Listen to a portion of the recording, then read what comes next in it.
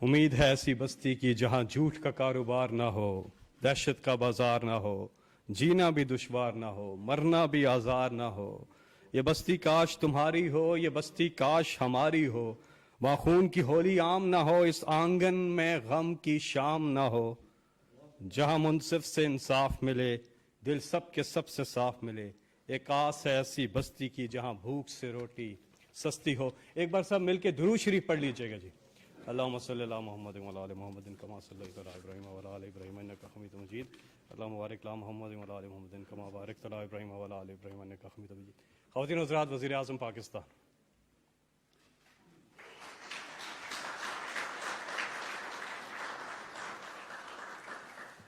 بسم اللہ الرحمن الرحیم۔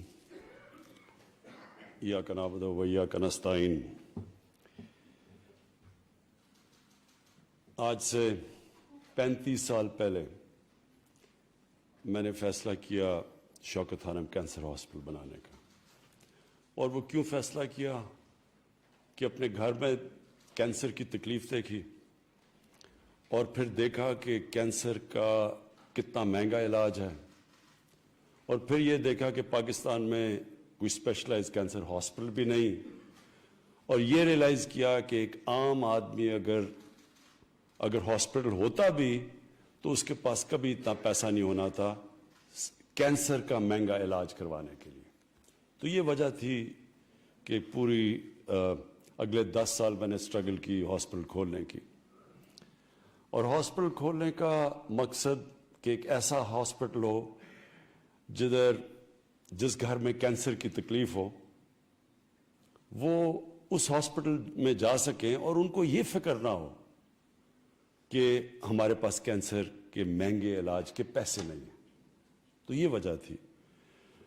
اور جب کینسر ہاسپٹل کھلا آج سے 25 سال پہلے، تو مجھے اس کی سب سے بڑی خوشی یہ تھی، وہ بیچارے لوگ جو کبھی سوچ بھی نہیں سکتے تھے کینسر کا علاج کروانے کے لیے، وہ اس ہاسپٹل میں آج بھی آتے ہیں اور ان کا علاج مفت ہوتا ہے، اور ان کو مکمل طور پہ ایک وہ ٹریٹمنٹ ملتی ہے جو ایک طرف پیسے والے کو ٹریٹمنٹ مل رہی ہوتی ہے اور ایک طرف مفت علاج پہ ان کو ٹریٹمنٹ مل رہی ہے۔ کوئی ڈاکٹرز نرسز فرق نہیں کرتے انسانوں کے اندر، ایک ہی طرح کا علاج ملتا ہے۔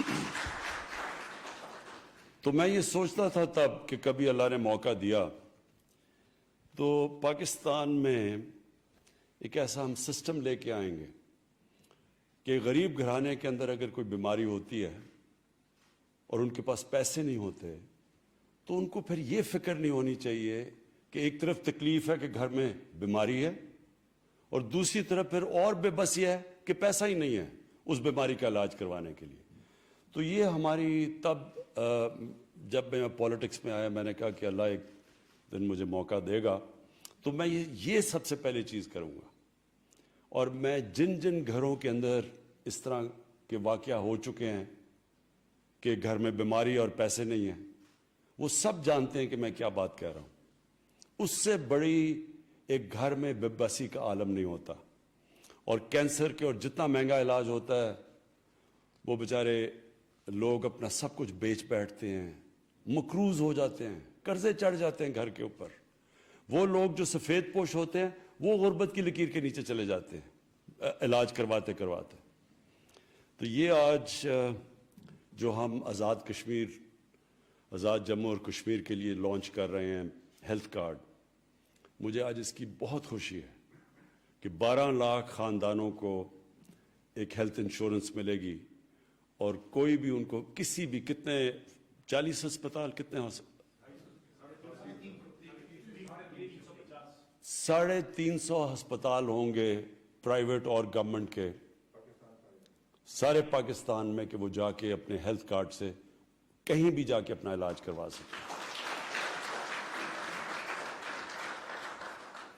اور یہ بھی مجھے بڑی خوشی ہے، یہ سب سے پہلے پختونخوا میں ہم جب ہماری حکومت تھی پچھلے دور میں تو ادھر سے ہم نے شروع کیا، تب بھی بڑے لوگ کہتے تھے کہ یہ ہو نہیں سکتا، تو پختونخوا نے اب فیصلہ کیا ہے کہ سب مکمل طور پہ ہر پختونخوا کے شہری کو ہیلتھ کارڈ ملے گا، یعنی کہ ہر شہری کے پاس ہیلتھ انشورنس ہوگی۔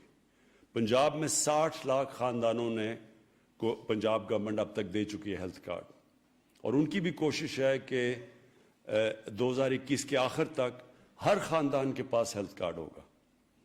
اور میں یہ آزاد کشمیر کا میں اس لیے خوش ہوں کہ دوسری طرف کشمیر میں لوگوں کو پتہ چلے گا جو آج کل بڑی مشکلوں میں ہیں، جن کے اوپر ایک فیشسٹ ایک وہ حکومت جو سب سے زیادہ ظالم حکومت ہے مسلمانوں کے لیے اور کشمیریوں کے لیے، ان کو ایک پیغام جائے گا کہ دیکھیں ہم اپنے لوگوں کو کیسے رکھتے ہیں، کہ کس طرح کی ہم سہولت دے رہے ہیں۔ اور یہ آپ کو حیرت ہوگی کہ وہ ملک جو بڑے امیر ملک ہیں، ڈیولپڈ نیشنز جن کو کہتے ہیں، وہاں بھی یونیورسل ہیلتھ کوریج نہیں ہے۔ جو آج ہم پاکستان کرنے جا رہے ہیں وہ ادھر ان ملکوں میں بھی نہیں ہے جن کی پر کیپٹا انکم ہمارے سے بہت زیادہ ہے۔ تو یہ ایک بڑا ایک جرأت مند فیصلہ تھا ہماری حکومت کا کہ اتنا بڑا قدم اٹھانے کو، کہ ایک طرف قرضے چڑھے ہوئے ہیں ملک کے اوپر اور ابھی ہمارے پاس وہ وسائل نہیں ہیں، لیکن اس کے باوجود ہم نے فیصلہ کیا کہ ہم سب سے پہلے جو بنیادی ضروریات ہیں ہمارے لوگوں کی وہ پوری کریں گے۔ اور جب میں مدینہ کی ریاست کی بات کرتا ہوں تو یہ ہم نے یہ کدھر سے لیا، یہ سوچ کدھر سے آئی؟ یہ نبی صلی اللہ علیہ وسلم سے سوچ آئی۔ جب انہوں نے مدینہ کی ریاست گئے تو وہاں بھی بہت برے حالات تھے، ان کے پاس ان کے پاس وسائل نہیں تھے اس وقت، لیکن تب انہوں نے فیصلہ کیا کہ دنیا کی تاریخ کی پہلی فلاحی ریاست قائم کرنے کا۔ تو یہ لوگ کہتے ہیں کہ جی پہلے پیسے آئیں گے پھر فلاحی ریاست بنے گی، انہوں نے ثابت کیا کہ پہلے فلاحی ریاست بنتی ہے اور پھر پیسہ آتا ہے۔ یعنی کہ اللہ کی برکت آتی ہے جب آپ ایک دکھی انسانیت یا غریب لوگوں کی جب مدد کرتے ہیں، اوپر والا غریب کی دعا سنتا ہے اور پھر وہ خوشحالی لے کے آتا ہے۔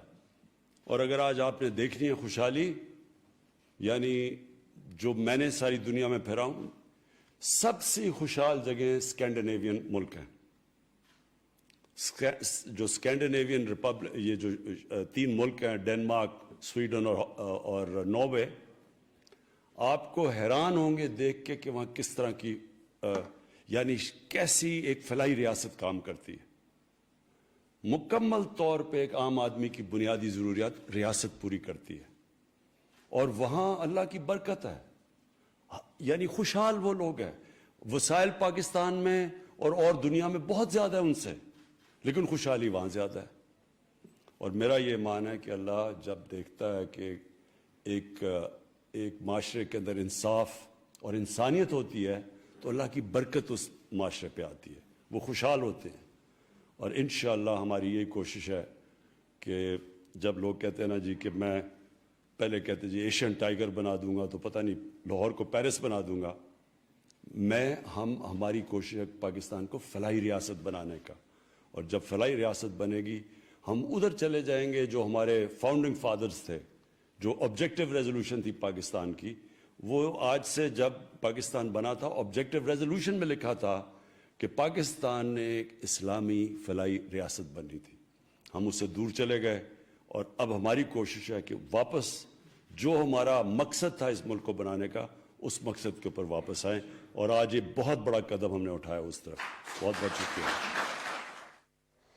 وزیر اعظم عمران خان آزاد کشمیر میں یونیورسل ہیلتھ کوریج کے